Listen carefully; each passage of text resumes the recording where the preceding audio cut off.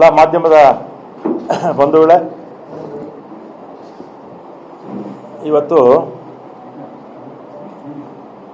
ನಾನು ಹಿಂದೆ ರಾಜಕೀಯಕ್ಕೆ ಬಂದಿದ್ದು 1973ರಲ್ಲಿ. ಆಗ ವಿದ್ಯಾರ್ಥಿ ನಾಯಕನಾಗಿ ಗೌರ್ಮೆಂಟ್ ಸೈನ್ಸ್ ಕಾಲೇಜಲ್ಲಿ ಎಲೆಕ್ಷನ್ನು ಗೆದ್ದೆ.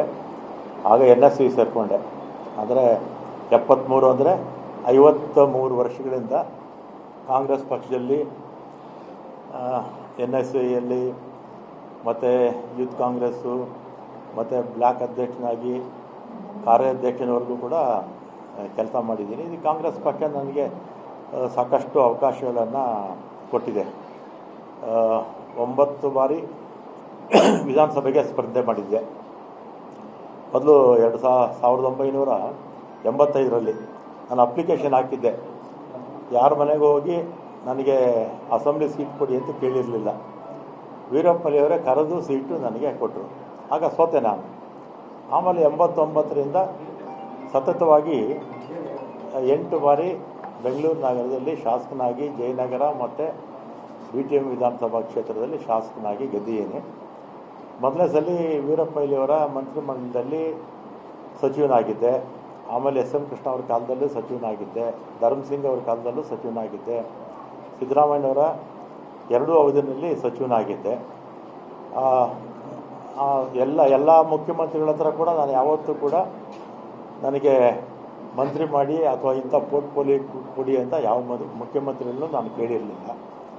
ಆಮೇಲೆ 2023ರಲ್ಲಿ ಮುಖ್ಯಮಂತ್ರಿಗಳು ಸಿದ್ದರಾಮಯ್ಯನವರಾದರು. ಆಗ ನಾನು ಅವ್ರನ್ನ ಹೋಗಿ ನಾನೇನು ಮಿನಿಸ್ಟ್ರು ಮಾಡಿ ಅಂತ ನಾನೇನು ಕೇಳಿರಲಿಲ್ಲ. ಅವರೇ ಕರೆದು ನನ್ನ ಮಿನಿಸ್ಟ್ರು ಮಾಡಿದ್ರು. ಆಮೇಲೆ 20ನೇ ತಾರೀಕು ಪ್ರಮಾಣ ವಚನ ಆಯಿತು. 23ನೇ ತಾರೀಕು ಸುರೇಶ್, ನಮ್ಮ ಬೈರತಿ ಸುರೇಶ್ ಈಗ ಮಂತ್ರಿಗಳಾಗಿದ್ದಾರೆ, ಅವರು ಫೋನ್ ಮಾಡಿ ಮುಖ್ಯಮಂತ್ರಿಗಳು ಮಾತಾಡಬೇಕಂತ ಬನ್ನಿ ಅಂದರು. ಕನ್ನಿಂಗ್ಹ್ಯಾಮ್ ರೋಡ್ಗೆ ಹೋದೆ.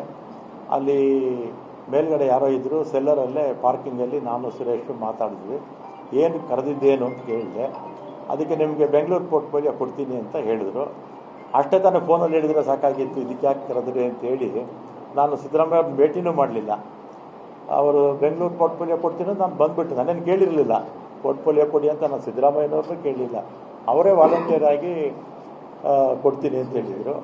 ಆಮೇಲೆ 25ಕ್ಕೆ ಅನೌನ್ಸ್ ಆಯಿತು ಪೋರ್ಟ್ಫೋಲಿಯೋ. ನಾನೇ ಮತ್ತೆ ಟ್ರಾನ್ಸ್ಪೋರ್ಟ್ಗೆ ಹಾಕ್ಬಿಟ್ಟಿದ್ರು.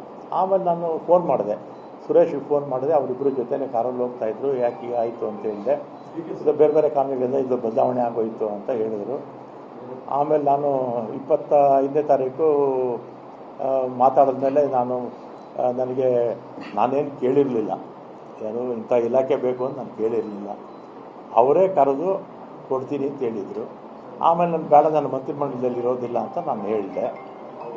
ಆಮೇಲೆ ನಮ್ಮ ಈಗಿನ ಮುಖ್ಯಮಂತ್ರಿಗಳು ಯಾರು, ನಮ್ಮ ಶಿವಕುಮಾರ್ ಅವರು ಮತ್ತು ಅವರ ಸಹೋದರ DK ಸುರೇಶು, ಇವರೆಲ್ಲ ನಮ್ಮ ಮನೆಗೆ ಬಂದು 2.5 ವರ್ಷ ಆದಮೇಲೆ ನಾನೇ ಚೀಫ್ ಮಿನಿಸ್ಟರ್ ಆಗ್ತೀನಿ, ಆಗ ನಿನಗೆ ಈ ಪೋರ್ಟ್ಫೋಲಿಯೋ ಬಿಟ್ಕೊಡ್ತೀನಪ್ಪ ಅಂತ. ನಾನು ಸಾಯಂಕಾಲ 4 ಗಂಟೆವರೆಗೂ ಇದ್ದರು ನಮ್ಮ ಮನೇಲಿ, ಅಲ್ವೇನಪ್ಪ?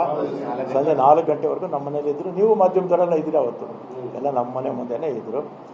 ನಾನು ಆಯಿತು ಅಂತ ಸುಮ್ಮನೆ ಆದೆ. ಮತ್ತು ಮೊನ್ನೆ 25ರಲ್ಲಿ ಅವರು CM ಆಗಿ ತಗೋಬೇಕು. ಅದರ ಹಿಂದಿನ ದಿನವೇ ನಾವು ಹೋಗಿದ್ವಿ. ನಾನು ಕೃಷ್ಣರಾಜ್ ಅವರು ಇಲ್ಲೇ ಇದ್ದಾರೆ, ಅವ್ರಿಗೆ MLC ಸೀಟ್ಗೆ ರೆಕಮೆಂಡೇಷನ್ ಮಾಡೋದಕ್ಕೆ ಹೋಗಿದ್ದೆ ಕೃಷ್ಣರಾಜ್ ಅವರಿಗೆ. ಆಮೇಲೆ ಕೃಷ್ಣರಾಜ್ ಅವರು ಅವ್ರ ವಿಚಾರ ಮುಗಿದ ಮೇಲೆ ನಾವಿಬ್ಬರೇ ಪರ್ಸ್ನಲ್ಲಾಗಿ ಕೂತಿದ್ದಾಗ ನಾನೇನು ಇವ್ರನ್ನೂ ಯಾರು ಶಿವಕುಮಾರ್ ಅವ್ರನ್ನೂ ಕೂಡ ನಾನು ಮಂತ್ರಿ ಮಾಡ್ಕೊಳ್ಳಿ ಅಂತ ಕೇಳಲಿಲ್ಲ, ಅಥವಾ ಸಿದ್ದರಾಮಯ್ಯನವ್ರ ಹತ್ರ ಹೋಗಿ ನಾನು ಮಂತ್ರಿ ಮಂಡಲದಲ್ಲಿ ಸೇರಿಸಿ ಅಂತ ಹೇಳಲಿಲ್ಲ, ಅಥವಾ ಹೈಕಮಾಂಡ್ಗೆ ಹೋಗಿ ನನ್ನ ಮಂತ್ರಿ ಮಾಡಿ ಅಂತ ನಾನೇನು ಕೇಳಿರಲಿಲ್ಲ.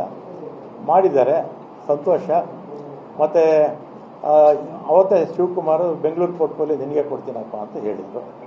ಆಯಿತು ಅಂತ ಬಂದೆ. ನಾನು ಅದನ್ನು ಕೇಳಿರಲಿಲ್ಲ, ಅದನ್ನು ಕೇಳಲಿಲ್ಲ, ಅವರೇ ವಾಲಂಟಿಯರಾಗಿ ಹೇಳಿದರು. ಆಮೇಲೆ ನೋಡಿದ್ರೆ ಈಗ ಜನಸಂಪನ್ಮೂಲ ಕೊಟ್ಟಿದ್ದಾರೆ. ನಾನು 2 ಬಾರಿ ಕೂಡ ಅವರೇ ಕರೆದು ಕೊಡ್ತೀವಿ ಅಂತೇಳಿ ಆಮೇಲೆ ಬೇರೆಯವ್ರಿಗೆ ಆಯಿತು. ಅದಕ್ಕೆ ನನಗೆ ಬೇಸರ ಆಗಿ ಈಗ ಆತ್ಮಸಾಕ್ಷಿ ವಿರುದ್ಧವಾಗಿ ಕೆಲಸ ಮಾಡೋಕ್ಕಾಗ್ತಿಲ್ಲ ಅಂತೇಳಿ ಇವತ್ತು ನಾನು ರಾಜೀನಾಮೆ ಕೊಡ್ತಾ ಇದ್ದೀನಿ.